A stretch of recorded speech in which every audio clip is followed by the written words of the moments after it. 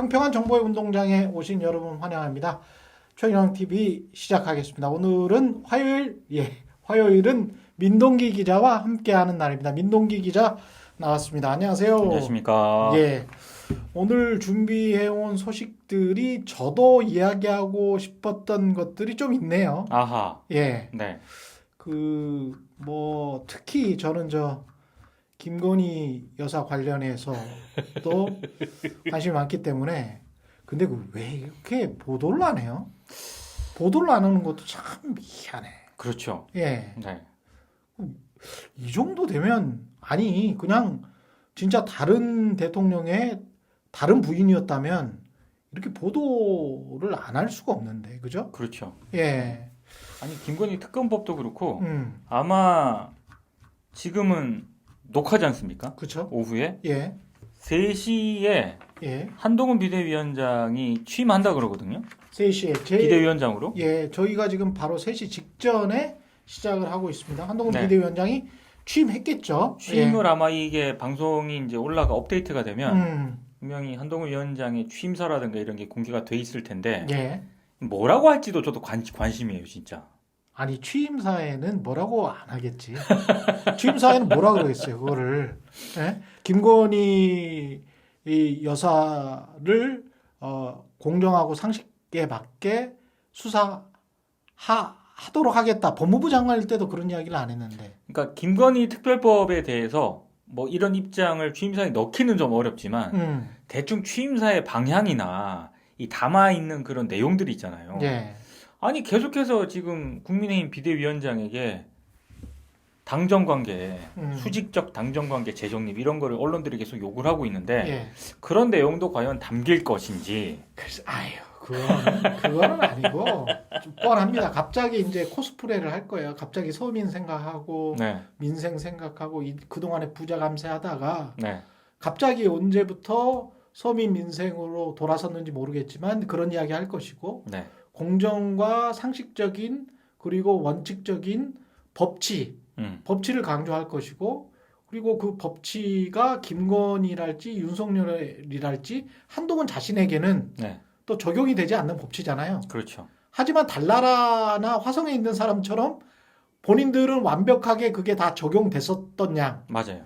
완벽하게 검증된 양 그렇게 이야기를 할 거기 때문에 네, 저는 기대하지 않습니다. 근데 그걸 또 언론들이 마치 본인들이 이제 이 사람들은 단기 기억 상실증인지 뭔지 모르겠어요.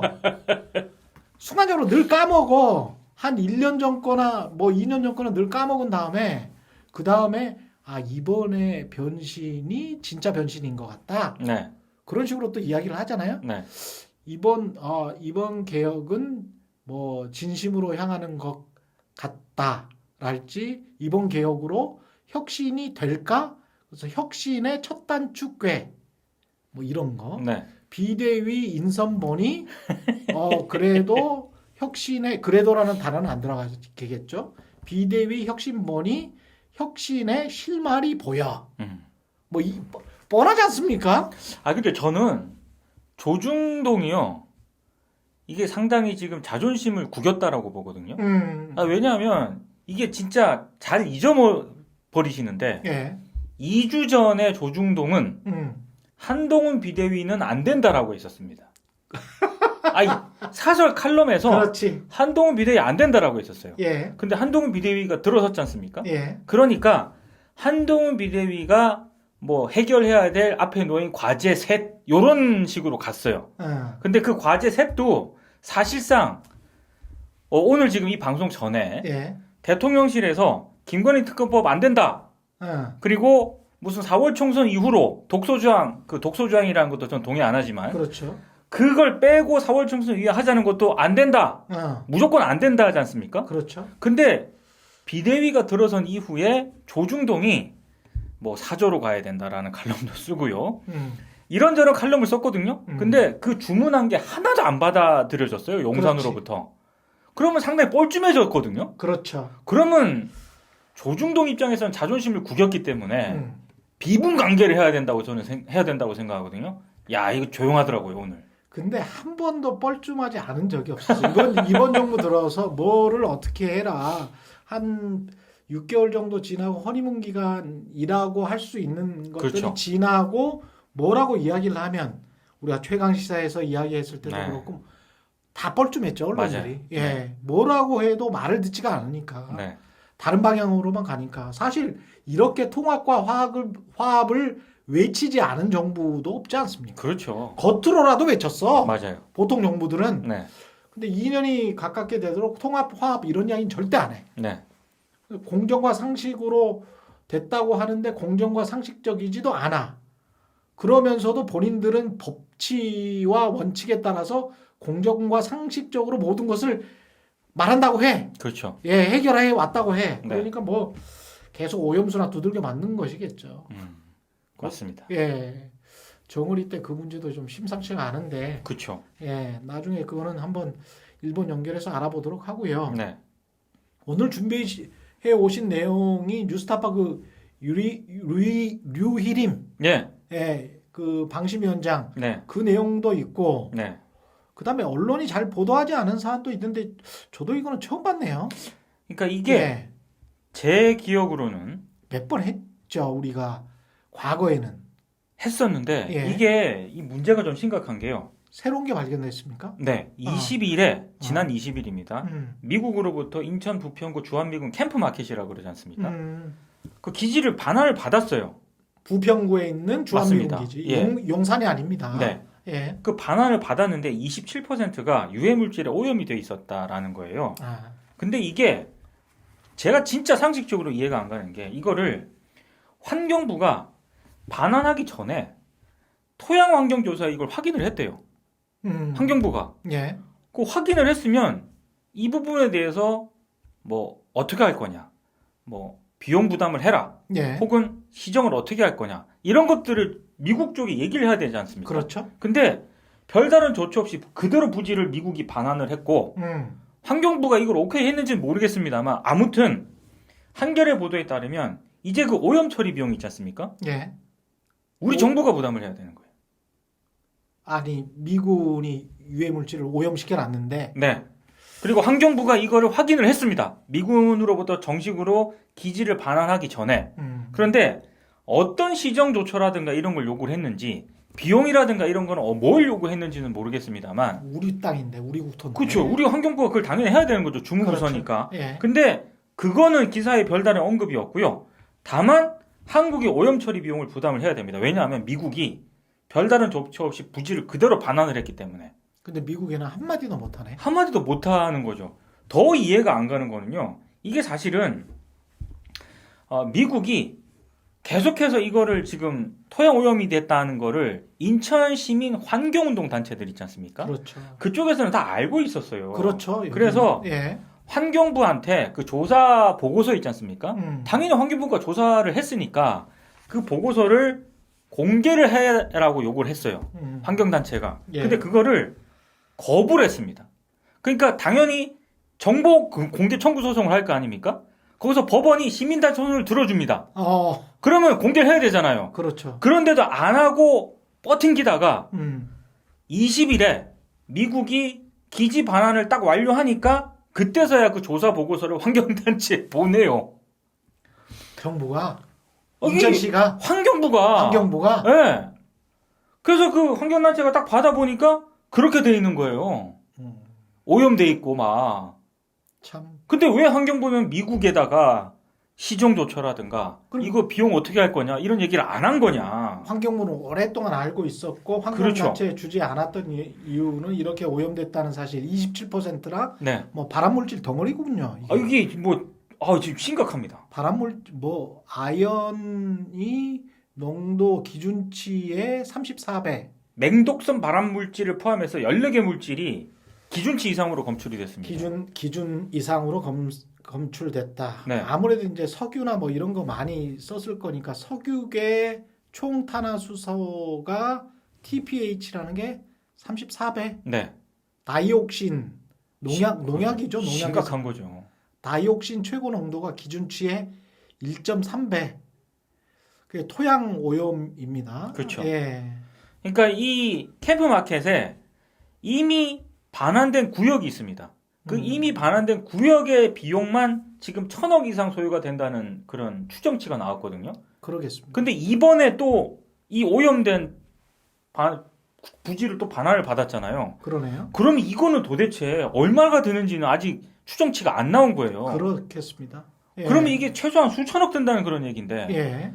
이 수천억을 만약에 우리 정부가 부담을 하게 되면은 이건 일단 당장 인천 시민 세금으로 나가야 돼. 그렇죠. 이걸 왜 인천 시민이 부담을 해요? 지금 7만 제곱미터 정도가 오염됐다고 했으니까 과거에 우리 기준으로 따지면 한 2만 5천 평 정도 되는 것 같은데. 맞습니다. 예. 예. 거의 3만 평 가까이 돼요. 어마어마하군요. 예. 예. 거기가 오염이 됐다라고 하니까 이게 더더군다나 인천시 부평구라고 하면은요. 사람들 바로 옆에 살지 않습니까? 그냥 그 주택가예요, 주변이. 예, 인구 밀집 지역이고. 예, 인구 밀집 지역이고 이런 데서 지금 분명히 또 이 반환한 요 부지를 여러 계획이 있을 거지 않습니까? 근데 이걸 왜 한겨레는 이런 기사를 자주 쓰잖아요. 쓰죠. 주한미군과 관련된 기사. 네. 근데 우리나라 다른 언론은 왜 안 쓰지? 이거를. 지난번에 용산도 마찬가지였는데 네. 이것도 마찬가지네요. 부평도 자기 나라 국토와 관련된 거고 환경 이슈고 이러면은 미국 언론이면 득달같이 달려드는데. 아, 그럼요. 진짜 득달같이 달려드는데. 근데 이거야말로 진짜 보수주의자들이 그렇지. 달려들어야 될 사안이잖아요. 이건 그렇지. 국익이잖아요. 그렇죠. 예? 이게 굳이 뭐 미국이 했든 일본이 했든 중국이 했든 이거는 뭐 득달같이 달려들어서 따지고 묻고 그 비용에 관한 정산을 좀 제대로 국제적으로 해라. 네. 그리고 그게 주권에 관한 문제 아니야. 왜냐면 우리 국토니까. 그렇죠. 우리 국토를 무상으로 사용을 했다가 그렇게 반환을 한 거기 때문에. 그리고 네. 자꾸 이제 한국전쟁 어르신들이 말씀을 하시는데 한국전쟁과 관련된 거는 우리도 사실 제가 생각하기에는 물론 미국한테 고맙죠. 한국전쟁 생각하면. 근데 베트남 전쟁, 이라크 전쟁 우리도 갚을 만큼 갚았어요. 아유, 그럼요. 우리도 만약에 미국이 도와준 나라가 전 세계에서 한 100개국은 될 텐데 네. 우리가 미국한테 그만큼 갚은 만큼 다른 나라도 갚았나라고 하면 우리나라가 아마 제일 많이 갚았을 거예요. 그럼요. 예. 그런 어떤 우리가 분명히 미국한테 어떤 혜택을 입었다. 저는 그거는 역사적으로 사실이라고 보고요. 근데 그거를 우리가 같은 우방으로서 뭐 안 해줬냐 미국한테 해줬단 말이지. 그러면 지금은 상호 평등이나 호의 원칙에 따라서 관계를 재정립할 필요는 있겠다라는 거죠. 그렇죠. 예. 좀 평등하게 좀 아니 그 정도 해줬으면 서로 이제 역사적인 거는 비슷하다고 보고 이런 거는 좀 제대로 해야 되는 거 아니야? 뭐 이렇게 가야 되는 거 아닐까요? 우리나라 예. 고위공무원들이나 역대 정부들은 몇몇 정부만 좀 제외하고 그렇죠. 왜 이렇게 미국의 저자세일까요? 그러니까 이게 머릿속에 그리고 이제 미국 갔다 와서 그 생각이 다 어떤 친미적으로 다 바뀌고 거기에서 그 관리 또는 교육을 그렇게 받아서 그러는 건지는 모르겠습니다만은 네. 국익보다는 미국 중심의 패권이 머릿속에 제일 먼저 있고 그거는 어떻게 해볼 수가 없으니까 미국한테는 어떤 따지지 않는 게 마치 불분율처럼 네. 따지지 않는 게 그게 당연한 것처럼 그렇게 돼버린 이상한 그러면 우리가 주권국가가 아니잖아요. 그렇죠. 예. 그리고 이런 말 하면 괜히 뭐 좀 이상한 것 같은. 괜히 이상하게 봐. 그죠? 미국에 관해서 제대로 근데 미국에 관해서 제대로 따지는 나라들은 영국, 독일, 프랑스처럼 전통적인 유럽의 우방국가들. 그리고 미국은 전통적인 우방국가라고 하면 사실은 같은 뭐 얼굴 색깔을 가진 백인 쪽의 EU 국가를 제가 말하는 게 아니고요. 미국의 유권자들이 실제로 그렇게 느낍니다. 미국이 아직도 백인이 60%인 국가예요. 그렇죠. 예, 그래서 국민들 자체가 아직 아무리 멜팅팟이라고 하지만 백인 문화이기 때문에 그럼요.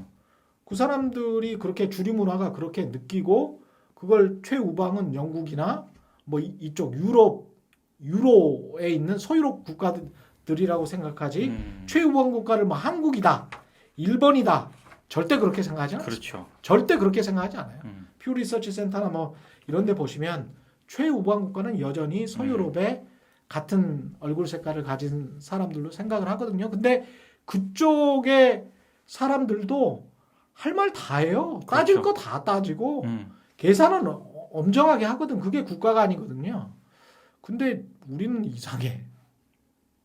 예. 이럴 바에는 그냥 미국의 한 주로 아, 아니 그렇게 미국이 좋으면 그렇게 그러니까 찍소리도 못하고 찍소리도 못하고 이럴 거면 진짜 그런 볼멘 소리가 나올 정도 다 참. 아유. 근데 이 사람은 언제까지 진짜로 이럴지. 진짜로 예. 언론들의 무관심 영역에 놓여 있습니다. 음, 시민들의 안전 이런 거와 직결이 돼 있는데 정말로 이 보도는 거의 없어요. 그렇죠. 예. 예. 그리고 미국 사람 한 사람이 또는 몇 사람이 외국에서 뭐 무슨 재난이 났는데 네. 또는 공격을 받아가지고 죽었으면 거기에 미국인이나 백인들이 끼면 굉장히 큰 기사가 되고 맞아요. 그리고 아프리카에서 수백 명이 죽으면 단신. 단신이죠. 뭐 우리 안에 지금 뭐가 단단히 뭐 잘못 쉰 거죠. 그렇죠. 이거는 네. 미국 귀신인가? 예, 좀 이상하다. 그걸 아마도 그걸 이데올로기라고 부르는 것 같습니다. 맞습니다. 예, 예. 어떤 세계 체제 안에 우리가 미국에 종속될 수밖에 없는 것 아닌가라는 생각을 우파든 좌파든 다 속으로는 가지고 있고 그걸 자연스럽게 받아들이는 것 그게 바로 편견이다. 그렇죠. 예. 예. 몰상식한 것이다. 예. 미국 사람들 그런 거 그리고 그 당당한 사람을 좋아하지. 그럼요. 예. 와서 쭈삣쭈삣해서 말 못하고 그냥 바보 취급당해요. 미국에 살아보신 분들은 아시겠지만 바보 취급당합니다. 예. 본인이 할 말 있으면 말해. 예. 목소리 내서 말해. 스피크 아웃이라고 하잖아요. 그렇죠. 예. 그거를 원하는 나라입니다. 그렇게 교육시키는 나라고요. 그래서 전혀 스스럼 없이 말해야 되는데. 예. 이것도 뭐 대통령실이 한마디 하면 뭐 국민들은 시민들은 입도 뻥끗 안 하고 있어야 되는지 모르겠습니다만 대통령실이 마치 본인들 권리인 양 김건희 특검법 수용 불가 거부권이 권리긴 권리죠. 권리긴 권리지만 네. 이게 이렇게 되면 이제 몰상식하게 거부권을 쓴다고밖에 볼 수 없지 않아요? 그렇죠. 이게 무슨 무조건 수용 불가야? 뭘 했는데 지금?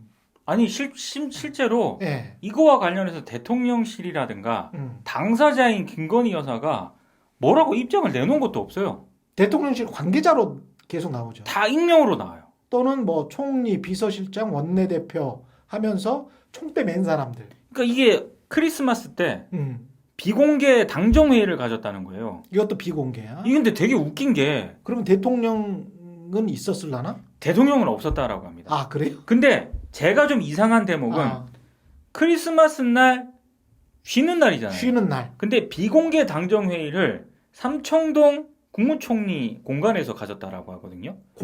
공직자에 있는 사람도 아니고 본인들 일도 아니야. 아닌데 예. 요 사안을 가지고 김건희 특검법을 어떻게 할 것인가를 두고 비공개로 회의를 했는데 예. 제가 좀 이상한 대목은 어제 뉴스원이 여권의 핵심 관계자 발로 보도를 하나 한 게 있습니다. 뉴스원이 말입니다. 참 이번 정부 들어서 상당히 여권의 핵심 관계자 또는 대통령실 핵심 관계자 발로 이상한 기사를 많이 쓰는 그런 매체입니다. 유심히 봐보십시오. 근데 그 뉴스원이요. 네. 대통령이 경로했다, 대노했다는 기사가 뉴스원이 처음 보도한 거거든요. 맨날 경도했대. 그러니까 김건희 특검법을 총선 이후에라도 이게 수용할 수 있다라는 그런 분위기가 조중동에서도 나왔고 국민의힘 내부에서도 이제 목소리가 나왔거든요. 그래서 이런 것들이 분위기가 그렇게 가나보다 다들 그렇게 생각하고 있었어요. 예. 근데 어제 뉴스원이 딱 보도를 한 거예요. 총선 이후도 안 된다. 대통령이 대노했다. 그 주장이 나오는 것을 보고 제가 봤을 때 어떤 게 선우였는지 모르겠는데요. 그 보도가 나온 다음에 비공개 당정 회의를 가졌는지 아무튼 이례적으로 크리스마스 때 비공개 당정 회의를 가져서 저렇게 정리를 한 거예요. 김건희 특검법은 아예 수용 불가. 총선 후에도 총선 후에도 안 돼. 무조건 안 돼. 이렇게 간 거예요. 뻔뻔하네. 그러니까 저는 맥락상 여권 핵심 관계자 익명으로 이거는 절대 안 된다라고 하는 거를 흘렸구나. 이게 대통령의 의지가 이렇다라고 하는 거를 흘렸고 그래서 어제 오늘 분위기가 완전 이런 쪽으로 간 게 아닌가. 수용 불가 쪽으로. 근데 이게 대통령의 의지야, 김건희의 의지야.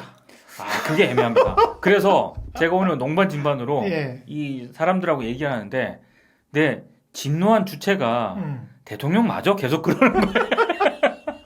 아니 그리고 설사 본인이 특검을 받게 됐다고 해서 혐의 당사자인 김건희 여사가 김건희 씨가 분노했다고 쳐요. 네.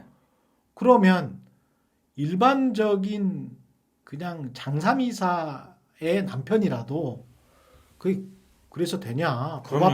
법 앞에 모든 사람이 평등한데 네. 뭐 어떻게 할 수 없지. 잘 소명해라. 네. 이렇게 막 대통령이 아니라도 그렇죠. 고위공직자가 아니라도 네. 그게 상식적인 거 아닙니까? 네. 이 정도 되면 본인이 직접 해명을 해야 되는 거예요. 본인이 해명을 하고 네. 대통령도 일단 국민들에게 어떤 의혹, 네. 무리를 일으켜서 사과한다. 앞으로 이 진실은 내가 책임지고 밝히겠다. 네. 뭐 특검까지 가게 된 것에 관해서 사과를 해야 되는 거죠. 당연히 사과해야죠. 근데 아무것도 없고 수용 불가만 나왔잖아요. 그리고 제가 보도를 보면서 진짜 좀 화가 나는 게 대통령실이라든가 한동훈 전 장관 입장 뭐 독소 조항이 있는 이런 것들 있지 않습니까? 예. 그냥 그대로 이렇게 전달을 하거든요. 근데 독소 조항이라는 게 뭐예요? 이들이 주장하는 독소 조항이라는. 독소 조항이 뭐냐면 예. 수사 상황을 네. 중간에 생중계하는 그런 내용이 있다는 겁니다. 그럼 많이 했잖아 특검에서. 그러니까 왜 그거 최서원 특검 때도 했고 그렇지. 브루킹 특검 때도 했고 이른바 어. 고 이해람 중사 특검 했을 때 거기서도 다 했어요. 다 특검 때는 다 했어. 다 중간 브리핑 했거든요. 네. 근데 요 사안만 한동훈 전 장관이 독소 조항이라고 얘기를 했잖아요. 그러면 그게 아니다라고 하는 거를 얘기를 해줘야 될 언론이 얘기를 안 해. 그냥 독소 조항이다. 넘어가요 이렇게. 독소 조항이다 정치적이다. 근데 편집이라는 것도 넣느냐 빼느냐가 중요하듯이 그쵸. 과거에 늘 그렇게 했다면 네. 왜 이번에는 빼야 돼? 그러니까요. 그게 정치적 아닙니까? 네. 그 빼자고 주장하는 사람이 정치적이지. 그렇죠. 그리고 특검을 거부하겠다고 하는 사람이 정치적인 거지. 그렇죠. 법과 상식에 따라서는 혐의가 있으면 수사를 받아야지. 근데 수사를 안 하고 있으니까 특검을 하자는 거잖아요. 네. 그 법과 상식, 공정과 원칙이잖아요. 네. 뭐가 다른 게 뭐가 있어 지금? 다 정치적인 그게 잘 안 되니까 특검을 해서 그렇죠. 그걸 계속 발표했던 게 한국의 관례였는데 그걸 특별히 총선 때니까 안 해야 된다. 그게 말이 되나? 그럼 그 자체가 정치적이지. 그렇죠. 그거를 만약에 총선 이후로 하자 그러면 지금 민주당 의원들에 대한 그렇지. 수사 이런 거 다 총선 이후로 해야죠. 이재명 수사, 이재명 재판 다 총선 이후에 해야 되겠네. 네. 근데 대선 끝나자마자 해가지고 지금까지 계속 그동안에 지방선거도 있었고 다 있었잖아요. 그럼요. 했잖아요. 다 했죠. 예. 아니, 선거 전에 쓱 흘리고, 며칠 전에 흘리고 뭐 이런 것도 많지 않았습니까? 아유, 많았죠. 그거는 정치적인 행위 아니었습니까? 그리고 최강 시사 때 예. 선배가 계속 얘기한 거 있잖아요. 예. 조폭, 돈 잡아, 국제 마피아. 국제 마피아. 그거 대선 전 겨울에 한참 이야기하다가 그리고 3월 달에 대선했던 거 아니에요? 맞아요. 그리고 난 다음에 그게 다 허위 맹랑한 사실로 밝혀졌고. 그럼요. 예. 근데 거기에 관해서는 누가 지금 그러면 그것 때문에 0.71%인가요? 그렇게 졌다면 그거 누가 보상할 거야? 그러니까요. 만약에 민주당 쪽에서 그렇게 의혹 제기를 했을 때 뭐라고 네. 반박을 할 겁니까? 그렇잖아요. 예. 그 사람들 다 그 뇌리에 있는 건데 예. 그게 켜켜이 쌓여가지고 어떤 이재명에 대한 인상, 윤석열에 대한 인상, 지금도 한동훈 계속 아이돌처럼 띄워주는 게 켜켜이 사람들 의식 속에 얘는 똑똑이, 맞아요. 얘는 잘생겼어, 다른 이야기는 안 하잖아요. 네. 그러면 이 사람의 용모에 관해서 이야기를 할 거면 진실되게 이야기를 하든지. 그렇죠. 제가 다른 이야기는 안 했습니다 지금. 진실되게 이야기를 하든지. 예? 진실되게. 왜 가령 예를 들어서 신발을 벗는 식당은 가지 않는다라고 소문이 나 있는가? 랄지. 제가 예를 들어서 예? 예를 든 겁니다. 예를 든 겁니다. 네, 예를 든 거. 예? 네. 그 다음에 왜 어떤 운동을 하고 머리를 예를 든 겁니다. 예를 들어서 그건 진짜 용모잖아요. 그럼요. 가짜 용모 말하면 안 되는 거 아니야? 음. 예. 그 신원 소판이니까. 예. 예를 들어서 그렇잖아요. 용모가 뛰어난다고 하면 그러면 뭐 평범한 옷을 입고 저랑 한번 같이 있어 볼까요? 아마 내가 더 잘생겼을 걸? 예. 예. 뭐 예를 든 겁니다. 네. 예. 그냥 본연의 모습으로 우리가 있어 보자는 말이지. 본연의 모습으로. 하여튼 독소조항도 그렇고요. 예. 제가 봤을 때 제일 문제가 심각하다고 보는 게 국민의힘 쪽에서 하는 주장이거든요. 문재인 정부 때 김건희 여사 도이치모터스 주가 조작 의혹 탈탈 털어서 조사 다 했다. 그렇죠. 근데 안 나오지 않았느냐. 아니 보통 우리가 탈탈 털어서 조사했다라고 하는 거는요. 이 최경영 TV에도 출연한 적이 있는 봉지욱 기자라든가 그렇지. 그 압수수색하고 막 언론사 압수수색하고 자택 압수수색하고 그런 걸 탈탈 털어서 수사한다고 그러지. 누가 김건희 여사 뭐 수사 제대로 했어요? 소환 조사를 했어요? 압수수색을 했어요? 그러니까 조국과 이재명 때문에 탈탈 턴다는 거는 국민들 인식 속에 그래도 압수수색을 한 100번 정도는 해야. 그럼요. 100번 정도는 해야 좀 탈탈 털었다. 네. 예? 그리고 아이폰을 한 서너 번 정도는 털어야 압수수색을 했다. 뭐 이렇게 되는 것 같아요. 국민들 그렇죠. 의식은 지금 그런 것 같습니다. 네. 예. 그 탈탈 털어서 했다고 하는데 그게 얼마나 근거가 없는 주장인지를 얘기를 해줘야 되는데 그렇죠. 그 탈탈 털어서 뭐 뭔지 뭐가 나왔냐 이것만 보도를 하니까. 그리고 지금 사실은 뭐 오늘 뭐 한동훈 비대위원장이 취임한다고 하면서 어떤 온갖 혁신 뭐의 뉘앙스랄지 느낌이랄지 하여간 쇼는 하겠죠. 네. 쇼는 하겠습니다만은 그 쇼의 뒷맛이 좀 씁쓸한 게 사람들은 계속 지금 뇌리에 김건희, 그렇죠.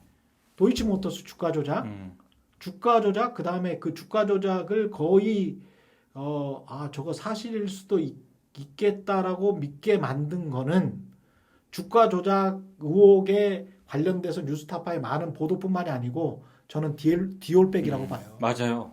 예. 그러니까 디올백이 딱 나오니까 아유 주가 조작도 했을 것 같은데 그런 느낌이 사람이 그런 느낌이 들잖아요. 거기에서 만약에 이런 거를 왜 가져오십니까? 절대 안 됩니다. 라는 모습이 찍혔어 봐. 그렇죠. 에? 그러면 그거는 사실 영상하고 예. 그 영상 속에서 같이 목소리가 다 나왔잖아요. 그렇죠. 그게 가지고 있는 임팩트가 엄청 세거든요. 그렇죠. 게다가 본인이 뭐 남북 관계 개선을 위해서 네. 뭐라도 해봐야 되겠다. 네. 본인이 뭔데 남북 관계를 위해서 본인이 뭘 북한으로 갈 거야? 본인이 뭘 해요? 아무 직책도 없는데. 그렇죠. 근데 그거 막 그렇게 말을 하니까 저 집안은 원래 저런 말을 함부로 막 해도 되는구나. 저런 말을 함부로 막 했으니까 대통령 배우자라는 사람이 남 앞에서 그냥 저런 말을 하는구나. 그렇죠. 저게 얼마나 큰 말인지 모르고. 네. 그러면 남편 앞에서 사석에서는 어떤 말을 할까? 진짜 본인의 어떤 그릇이나 역량이나 누가 본인 뽑지는 않았잖아요. 김건희 여사를 뽑은 건 아니거든. 김건희 여사를 누가 투표도 안 했잖아요. 그렇지. 근데 왜 본인이 음. 그런 이야기를 해요? 그 따위라는 말이 나올 뻔했는데 전 진짜 그 따위 말을 어떻게 합니까? 말도 안 되잖아요. 그렇죠. 그러고 나서 또 대통령실에서는 뭐 성탄절 미사랄지 이럴 때는 이제 요즘은 사진이 잘 안 나오더만요. 아, 작년에는 예, 같이 참석을 한 사진이 실렸거든요. 그렇죠. 근데 어제는 안 나왔지. 대통령 혼자 갔어요. 8장이 나왔는데 네. 관련해서 해화동 그 성당이었죠. 네. 제가 이렇게 쭉 보니까 8장 다 대통령 혼자 있더라고요. 네. 그거 뭐야? 그것도 저는 수요라고 봅니다. 음. 평소에는 김건희 여사가 이른바 나대는 사진들 위주 사진들이 많이 나왔어요. 그렇죠. 근데 여론이 안 좋아. 네. 주가 조작 의혹이 다시 불거져. 김건희 특검 그 총선 앞에 있어.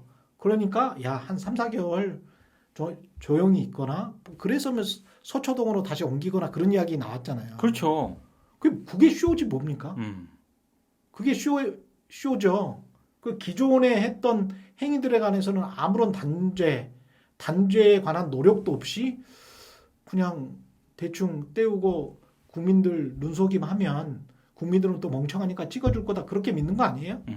그런 게 더 기분 나쁜 거야. 그렇죠. 예. 그 진짜로 국민들을 우습게 보는 거죠. 진짜 우습게 보는 것 네. 같아. 응? 여당 쪽 주장도 이게 아니 총선용이라고 하는데 이게 이제까지 끌고 온 사람들이 누구냐고 조정훈이잖아. 국민의힘 법사위잖아. 안 하겠다고 그랬잖아요. 최강 시사 때도 얼마나 2022년 추석인가요? 그렇죠. 이 추석 때 국민들 밥상에 그런 부정적인 거를 내놔서는 안 됩니다. 조정훈이 그랬잖아. 그러면서 끝까지 개겼잖아요. 할 만큼 하지 않았습니까? 이러면서 쪼잔합니다. 그런 이야기도 했어요. 쪼잔합니다. 민주당이 쪼잔하다. 이재명이 쪼잔하다. 쪼잔한 거는 대통령 선거에서 이겼는데도 불구하고 경쟁 후보를 2년 동안 탈탈 턴 것. 그런 식이면 그것도 쪼잔하지. 아니 그리고 어떻게 자본주의 사회에서 주가 조작 의혹이 그렇지. 불거졌는데 자본주의 사회에서 주가 조작 의혹이 얼마나 중범죄인데요. 그렇죠. 그게 어떻게 쪼잔한 예. 거예요? 그걸 수사를 제대로 하자는 게 조사를 제대로 하자는 게. 그럼 국민들도 어지간한 범죄는 쪼잔하게 그러지 말고 그냥 놔줘. 어제 쪼잔하게 그래. 이겨놓고 쪼잔하게. 맞아. 그 명예훼손으로 뉴스타파 그렇지 인용 보도한 저까지 걸었잖아요. 맞아요. 고발하고 이거 얼마나 쪼잔해. 이겼는데. 그렇죠. 이겼는데. 아니, 보통 스포츠건 그렇지. 정치건 승자의 여유라는 게 있어요. 그렇지. 이겼잖아. 신승했잖아. 1대 0으로. 그러면 그때 태클이 무릎 위까지 올라왔던 거 아니야? 지금 이거 말하는 거잖아. 이거 무릎 위까지 가지도 않았어. 가지도 않았지만 태클이 무릎 위까지 올라갔어. 다시 한번 비디오 판독해 보니까 허위사실 유포에 의한 명예훼손, 형사, 민사 다 걸 거야. 이 국민의힘 이렇게 하는 거잖아요 지금. 비디오 판독을 다시 하자고 봤는데 네. 무릎 위로 안 올라왔어. 근데 비디오 판독 결과 무릎 위로 올라왔다고 지금 다시 벌점 때리는 거잖아요. 게다가 그거를 무릎 위로 올라온 것 같아 라고 민원 넣었잖아. 맞아요. 너희들이 너 그 이야기 해볼까요? 민원 얘기 한번 해보죠. 예. 근데 이거는 진짜 타임라인을 보니까 예. 좀 심각합니다. 류일임 방송통신심의위원회 위원장의 네. 가족과 지인들이 뉴스타파나 뉴스타파 인용 보도 관련, 그러니까 윤석열 당시 후보자에 관련된 것이죠. 그러니까 네. 뉴스타파의 그 김만배 신앙님 녹취록 보도를 뉴스타파가 했잖아요. 그렇죠. 그거의 핵심은 부산저축은행과 관련해서 당시 검사였던 윤석열도 관여한 거 아닌가? 그거예요. 네. 네. 근데 그 보도와 관련해서 뉴스타파 보도를 KBS, MBC, JTBC 등이 인용 보도했지 않습니까? 그렇죠. 지금 인용 보도해가지고 지금 엄청난 과징금. 그래서 사상 초유의 과징금을 부과를 했어요. 네. 그런데 이거를 맥락을 지금 뉴스타파도 보도를 했고 오늘 경향신문도 보도를 했는데 이게 맥락이 있더라고요. 뉴스타파가 더 세세하던데 일단 8월 18일에 윤석열 대통령이 정현주 방심위원장 있지 않습니까? 날립니다. 방심위원장을 먼저 먼저 날립니다. 자, 근데 여기서 기억하셔야 될 거는 정현주 방심위원장은 국민의힘 의원이 누가 민원을 제기했냐고 물어보는 어떤 답변에 네.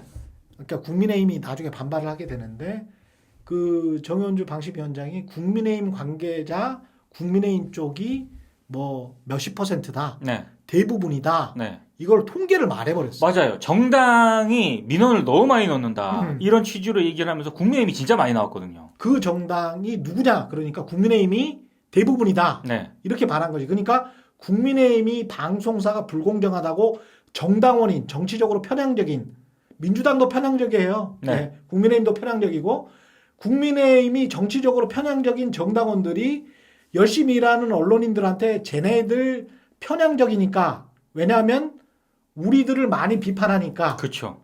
그러니까 쟤네들한테 민원을 넣은 거야. 네. 누가? 국민의힘이. 네. 그러니까 선수가 심판을 모함을 한 거지. 그렇죠. 근데 그거를 정현주 전 방심위원장은 그냥 말해버렸어. 그래서 국민의힘이 난리가 났었죠. 그리고 8월 18일 날에 윤 대통령이 정현주 방심위원장을 해촉을 합니다. 날려요. 잘랐습니다. 예. 날리고요. 예. 9월 4일에 이동관 이제 방송통신위원장이 음. 국회 과방위에 나와가지고 뉴스타파와 관련해서 지금 수사당국의 수사와 별개로 방심위 등 말하자면 이것을 모니터하고 또 감시하는 곳에서 엄중 조치를 할 예정이다. 뉴스타파에 대해서 이렇게 얘기를 합니다. 예. 이게 9월 4일이에요. 이동관 당시 방통위원장이 이렇게 얘기를 합니다. 근데 그 공교롭게도 이 과방위가 끝나고 과방위 끝나고 1시간쯤 뒤 9월 4일 오후 5시 반쯤부터 예. 방송통신심의위원회 온라인 창구로 민원이 막 쏟아져 들어오기 시작합니다. 그게 뉴스타파 인용 보도한 KBS, MBC, JTBC, YTN들 심의를 해달라. 그러니까 이동관 방통위원장이 과방위에 나와가지고 엄중 조치할 예정이다라고 했잖아요. 그 과방위가 끝나고 예. 그날 5시 반부터 예. 심의위에 심의가 그냥 무더기로 들어오기 시작을 해요. 아니 통정매매 하더니 통정심의도 하냐? 그래서 한마디로 KBS, MBC, JTBC, YTN 빨리 이거 심의해라. 이거 통정심의네. 네. 해서 통정심의. 예.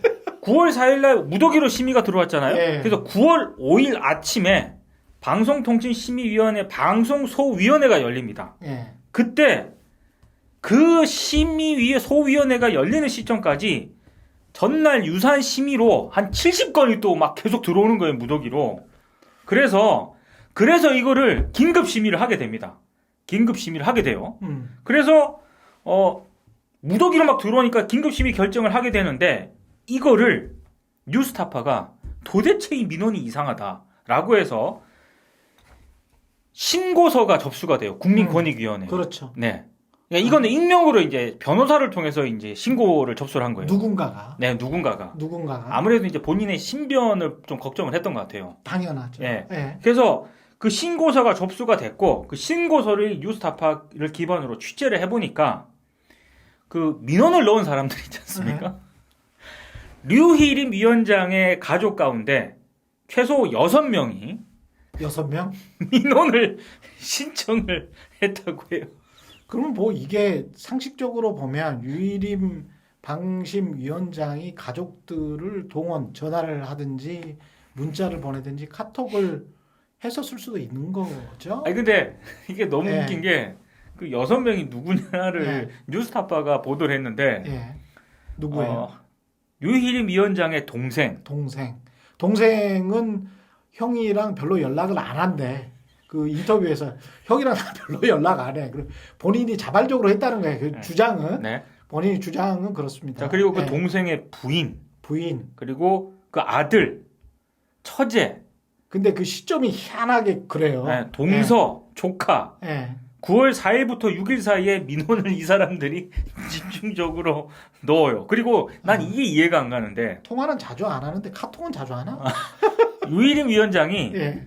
경주 세계문화 엑스포에서 사무총장하고 대표를 맡았던 적이 있거든요. 예. 그런데 이 단체 관계자들도 민원을 넣어요. 그러니까 경주 세계문화 엑스포 관계자들이 대체 무슨 상관이야? 뉴스타파 보도에 무슨 관심이 있다고 그 사람들도 민원을 막 그러니까 이런 식인 거예요. 그러니까 거기다가 이제 내용 자체도 민원 내용도 똑같다며요. 오타까지 똑같습니다. 오타까지 똑같다며요. 예. 그거는 뭐 누구 거를 복붙한 거죠. 네.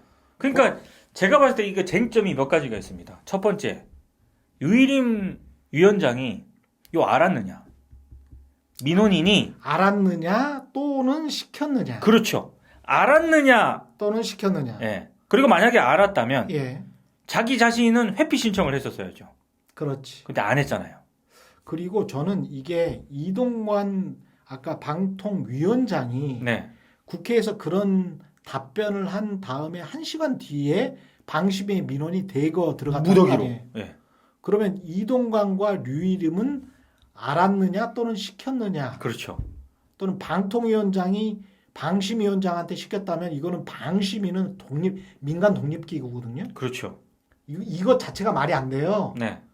방통위원장이 방심위원장한테 시킬 수가 없어. 그럼요. 이 구조상 권력 구조상 네.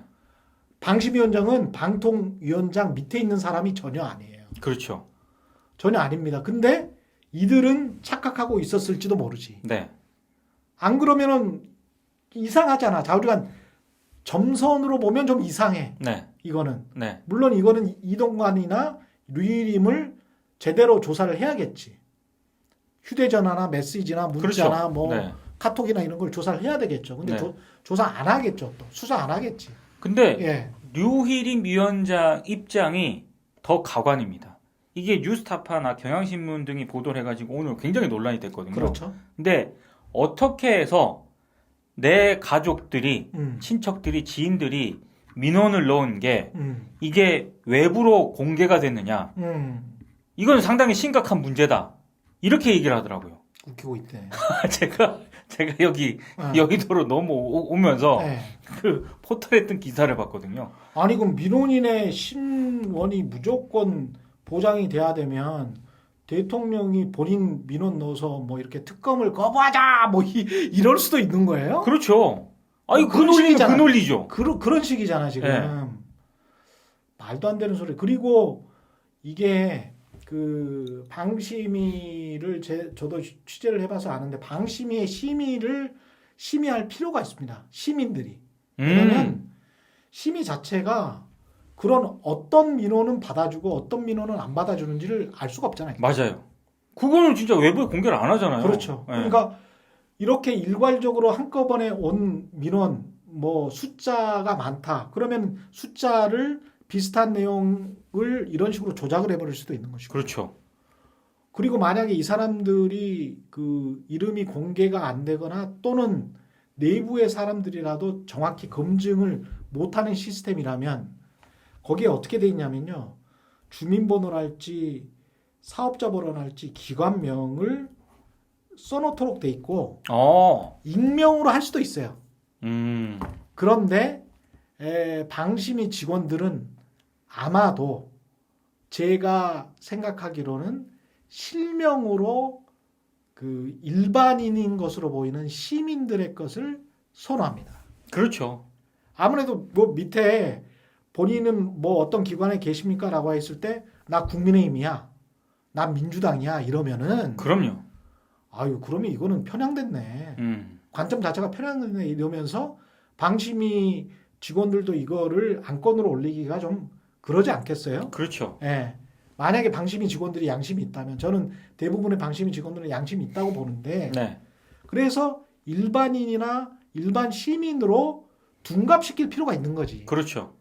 그러면 류라고 나오긴 했지만 이게 네. 희귀성씨기 때문에 류 씨가 이렇게 많았나? 갑자기 근데 이렇게 생각할 수도 있었던 것일 수도 있고. 경향신문 오늘 보도 내용을 보면은요. 예. 이게 방송통신심의위원회 내부에서도 문제가 됐어요. 충분히 문제가 됐었어요. 그래서 예.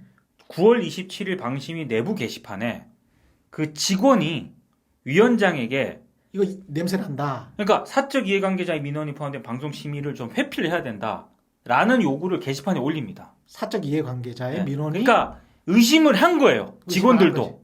류 씨가 너무 많잖아. 그렇죠. 그런데 신고자, 이 권익위에 이 내용을 신고한 익명의 신고자 있지 않습니까? 음. 이 신고자에 따르면 유일임 위원장이 그 사무처 부속실장을 통해 가지고요. 그 글 작성 직원에게 게시물 내려라. 그게 무슨 얘기냐면 이 정도 게시판에서 직원이 위원장 이거 회피해야 된다라고 요구하는 글까지 올렸으면 이거는 직원들은 어느 정도 다 알고 있었다는 얘기죠. 숨기려는 자가 범인이다. 이게 그렇죠. 가장 들어맞는 케이스인 것 같습니다. 네. 예. 이거는 형사사건까지 갈 수도 있을 것 같은데요.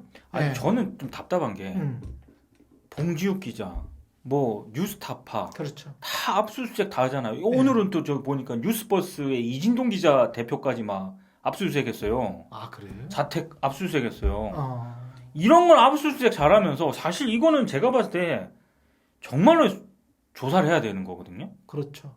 어. 조용합니다.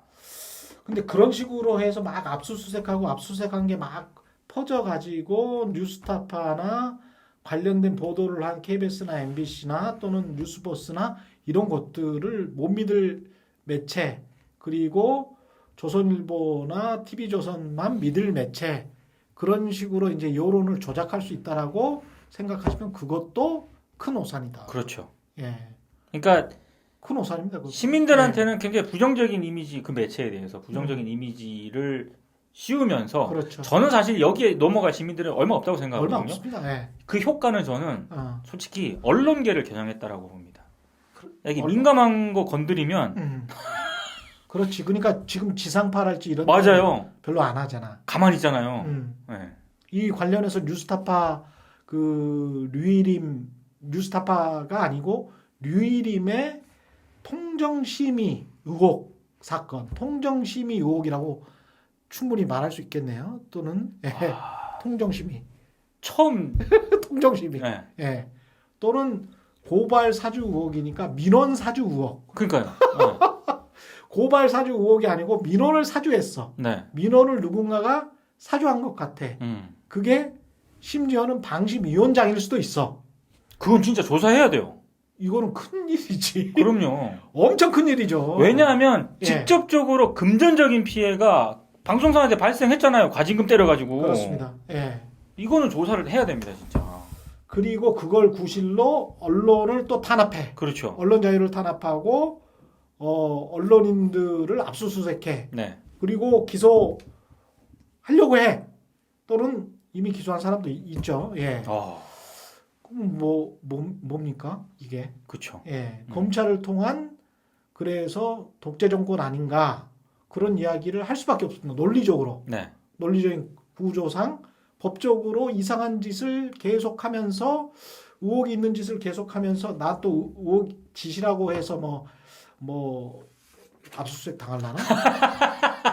불안하네. 근데 여러분이 하시는 행태는 지시라고밖에 말할 수가 없네요. 제가 아무리 정당하게 객관적으로 평가를 해도 이상한 짓인 거는 맞잖아요. 그럼요. 예. 네. 이게 유일임의 동생도 본인의 주장으로는 아닌 것 같아서 본인이 뭐 취소했다는 거 아니에요. 네. 민원을. 그렇죠. 근데 취소했다는 게 사실은 발각된 것 같으니까 내부에서 발각된 것 같으니까 맞아요. 형이 전화했었을 수도 있고 하지만 동생은 절대 아니라고 하는 거고 지금 네. 형이랑 통화를 잘 안 한다니까. 카톡을 조사해 봐야 하는데. 이게 아마 최경영 선배 같았으면 벌써 털로 왔을걸요. 털로 왔겠지. 카톡 털로 왔을 거예요. 털로 왔지. 예. 가만 냅두잖아요. 지금. 예. 빨리 그 털어야 되는데. 예. 응? 뭐 이제 좀 있다가 이제 아이폰으로 다 바꾸겠지. 새로운 아이폰을 만들겠지. 그리고 그거는 다 지워버리고 어딘가로 벌어버리고. 저는 한동훈 이제 비대위원장으로 해야겠죠? 음. 비번이 16자리인 줄 알았거든요. 몇 자리래요? 오늘 조선일보 보는데 네. 24자리래요. 24자리. 그러니까 여러분도 아이폰의 비번을 뭐 군번은 다 외우시잖아요. 군번이든 뭐 주민번호든 조합을 하세요. 조합을. 예. 그러다가 조합을 하고 무슨 뭐 또 과거에 살았던 집 동 호수든 뭐 다 조합해. 다 조합해가지고 한 30개 정도 만들어. 그러다가 이제 자기가 잊어먹으면 까먹으면 아이폰 안 풀린다. 안 풀려요. 네. 뭐 그거 매장에 가도 안 고쳐집니다. 안 고쳐집니다. 그거 네. 큰일 납니다. 그럼 다시 버려야 됩니다. 예. 아이고 한동훈 장관이 참 아이폰 선전을 엄청 해주는 것 같습니다. 네, 참. 삼성 이재용 회장이 한동훈 장관한테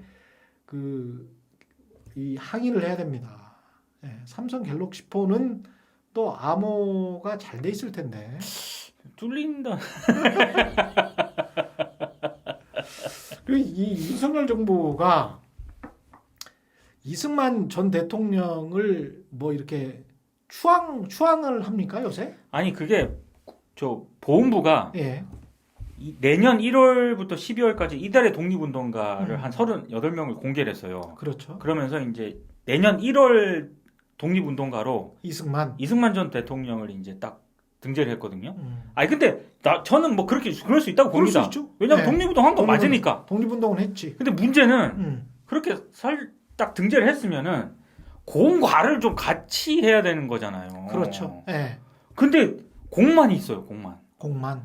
과 같은 거 아니 독립운동 한 것까지 뭐라고 안 하겠습니다. 음. 그런데 부정선거 했잖아. 3.15 부정선거, 독재. 4.19 혁명으로 쫓겨났잖아요. 예, 독재했죠. 그리고 저는 가장 분노하는 것 중에 하나가 한강다리 그렇지. 6.25 때 그렇죠. 그런 거를 다 해야 이게 이런 공도 있었지만 나중에 이런 과가 있었다. 본인은 이미 대전으로 가버리고 그럼요. 거기에서 한강다리 폭파해서 서울 시민들은 다 고립돼서 북한이 다 잡아먹었잖아요. 네. 그래서 얼마나 많은 사람들이 또 죽었습니까? 피난도 못 가고. 피난민들 얼마나 많이 죽었는데요 그때. 예. 그래서 선조와 우주로 피난 간 선조와 대전으로 이미 가버린 이승만을 자꾸 비교하는 거 아니겠습니까? 네. 역사적 사실이죠. 뭐. 네. 예. 그러니까 자꾸 이런 식으로 이제 의도가 있는 거죠. 저는 이승만을 자꾸 이렇게 거의 찬양 수준으로 가는. 저는 이게 지금 이게 정부에서 하는 거니까 뭐 이승만 대통령을 추앙할 수 있다고 봐요. 뭐 조지 워싱턴 추앙하듯이 추앙한다. 뭐 그것까지는 오케이. 그러나 국민의힘은 족보 관리는 철저히 해라. 그럼요. 족보 관리.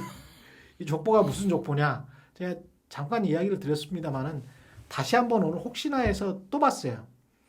지금 전두광이 서울의 봄. 서울의 봄. 전두환 민정당. 민정당 이야기가 나오니까 관련해서 우리의 시조세는 국민의힘의 시조세는 김영삼이다. 야, 그거 봤어요. 그렇죠. 예. 국민의힘 관계자들이 다 그렇게 이야기를 하잖아요. 저한테도 그런 이야기를 많이 했었거든요. 사실은. 국회의원들이 그런 이야기 하더라고. 우리는 사실은 김영삼이다. 그렇기 때문에 우리는 민주주의의 역사다. 그렇게 이야기를 해요. 국민의힘 홈페이지에 제가 지난번에 최경영 TV에서도 이야기를 했지만 국민의힘 홈페이지에 제가 이 녹화하는 이 시간에도 국민의힘 홈페이지 국민의힘이 걸어온 길에 한번 봐보세요. 언제부터 시작되어 있는지. 1997년부터 시작되어 있습니다. 그 97년 누구 얼굴이 제일 먼저 나오냐? 이회창 얼굴이 제일 먼저 나와요. 이회창. 신한국당 한나라당이 먼저 나와요. 왜? 김영삼을 하려면 91년 민자당부터 해야 돼. 그러면 3당 합당부터 해야죠. 3당 합당부터 해야 돼. 네. 그러니까 3당 합당은 민정당이 들어가잖아. 들어가죠. 민정당이 들어가니까 민정당, 신민당, 그다음에 김종필이 이렇게 들어가는 거잖아요. 그렇죠. 자민련. 예, 자민련. 그래서 그 3자 연합을 한 게 민자당이잖아요. 근데 거기에서 이제 김영삼과 노태우와 김종필이 손을 들어야 돼요. 그렇죠. 예. 근데 거기에서 그 전두광의 친구 노태우가 6공화국 2인자, 5공화국 2인자 그렇게 된 거잖아요. 그럼 그 족보가 맞아. 그 족보가 맞다고. 그 족보가 맞고 그 전두광이 육사생도를 데리고 박정희의 쿠데타를 찬양을 했잖아요. 영화에도 나오잖아요. 그러면 이제 공화당으로 가야 돼. 그럼 공화당으로 가야 돼. 그러면서 공화당으로 가야 되는데 그거 다 지우고 해마다 보수적인 유권자들한테 어떤 아부하려고 할 때는 박정희 묘소는 찾아. 그죠. 근데 전두광이랑은 상관없대.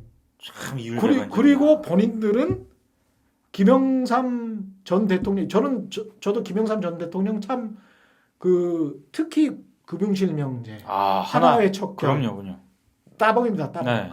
고위공직자 재산 공개, 그렇죠. 전부 다 이 김영삼의 뭐랄까요, 아주 단칼에 한 번에 할 수 있는 결단, 용기, 맞아요. 김영삼이 그런 게 있습니다. 그건 평가해줘야 됩니다.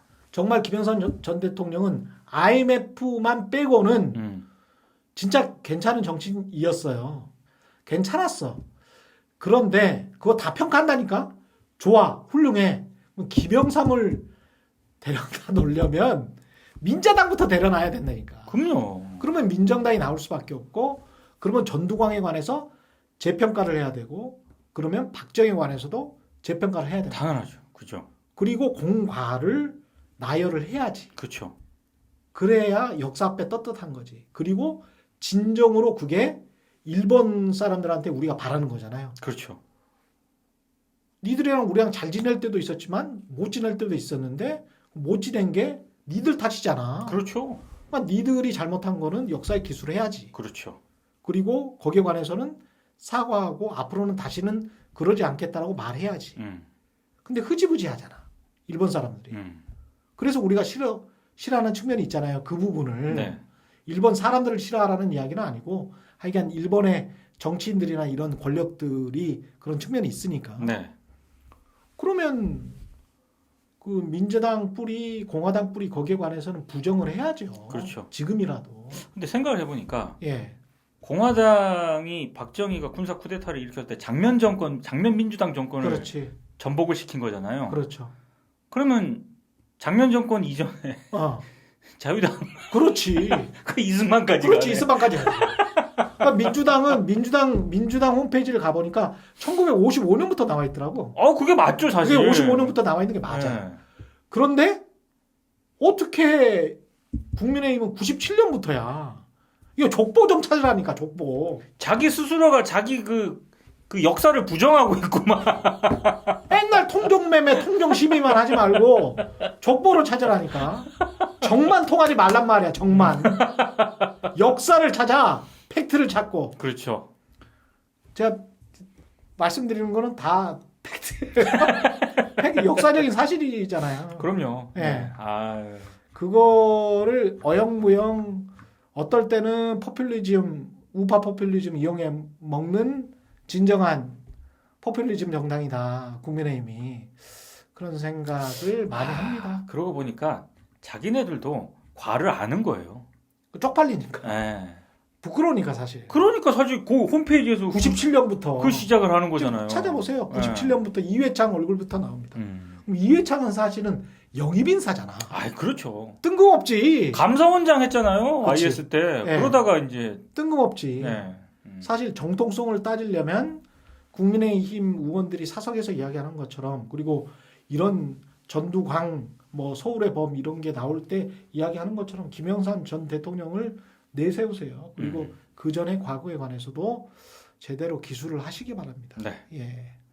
한 가지만 더 알려드리고, 대법원 연장근로 판결, 이거는 하루가 아닌 주 단위로 계산한다는 거잖아요.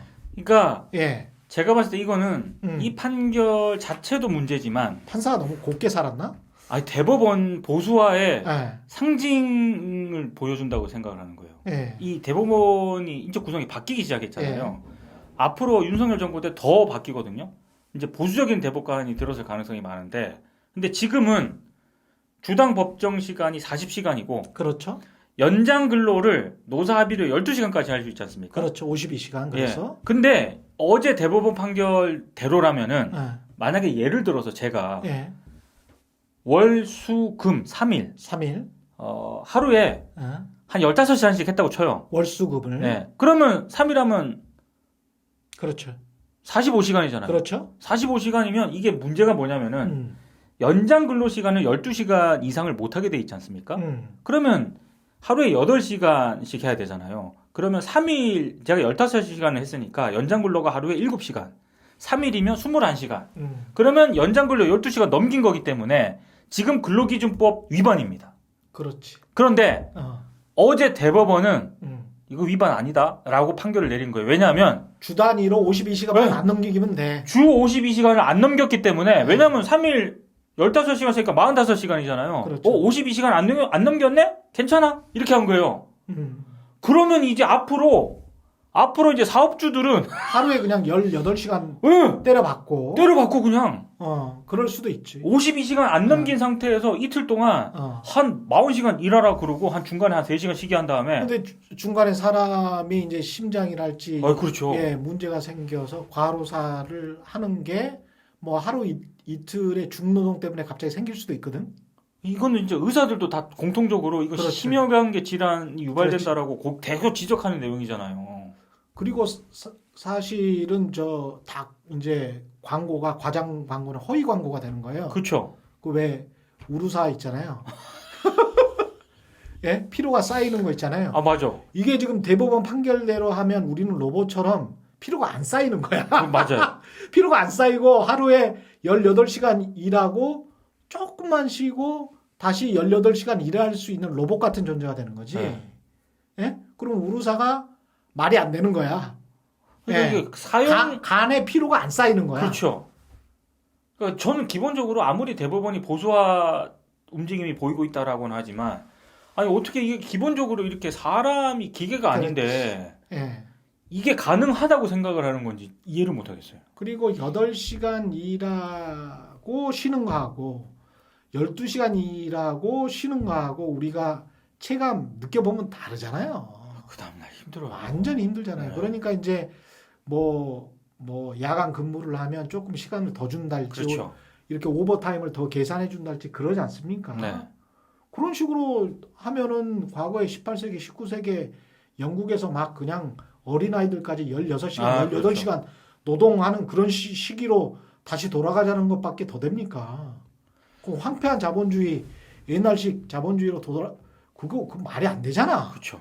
200년 전으로 돌아가는 건데. 아 이게 국제 표준이잖아요. 하루 8시간 노동. 그렇지. 딱 그게 표준화가 된 데는 다 그만한 역사적인 맥락과 이유가 다 있는 건데. 게다가 다 지금은 생산성이 좋아져가지고 IT 기술 발달하니까 4.5일로 가고 맞아요. 4일로 가고 점점 그러잖아요. 그럼 우리도 4일로 가야 되지. 그렇죠. 그렇게 가면서 우리는 고부가가치 산업으로 조금씩 가야 선진국이 된다. 네. 선진국 고부가가치 산업 고생산성 그 이야기 하잖아요. 네. 근데 이런 식으로 하면 계속 중국이랑 경쟁하자는 이야기밖에 더 돼요. 근데 중국이랑 경쟁하면 우리가 이길 수 있겠습니까? 집니다. 거기는 완전히 예. 노동집이야죠. 노동집약적인데 네. 엄청 노동집약적인 노동이 많아. 맞아요. 아무리 거기가 인구가 준다고 해도 네. 베트남도 마찬가지고 우리가 이길 수가 없잖아요. 사람만 주고 나가요. 우리는 이렇게 하면. 그럼 우리는 이길 수 있는 방법은 우리는 지식산업, 지식집약적 산업으로 가야지 노동집약적 산업으로 가면 안 되잖아요. 그렇죠. 그럼 법과 제도는 노동집약적 사회에서 좀 멀어지도록 유도하는 게 바람직하겠죠. 그렇죠. 그러니까 대부분이 이게 대법관들이 시대정신이랄지 산업발전이랄지 자본주의 역사랄지 한국의 지금 현재 상황이랄지 이런 것들을 한국이 앞으로 나가야 할 방향에 관해서도 잘 모르고 다 꼴통꼰대들만 있는 건지 모르겠습니다만은 이렇게 해가지고 어떻게 경제 발전도 힘들다니까요. 그렇죠. 이렇게 되면 계속 중국이랑 경쟁하는 그런 산업 구조를 유지하게 돼요. 기업주들이 네.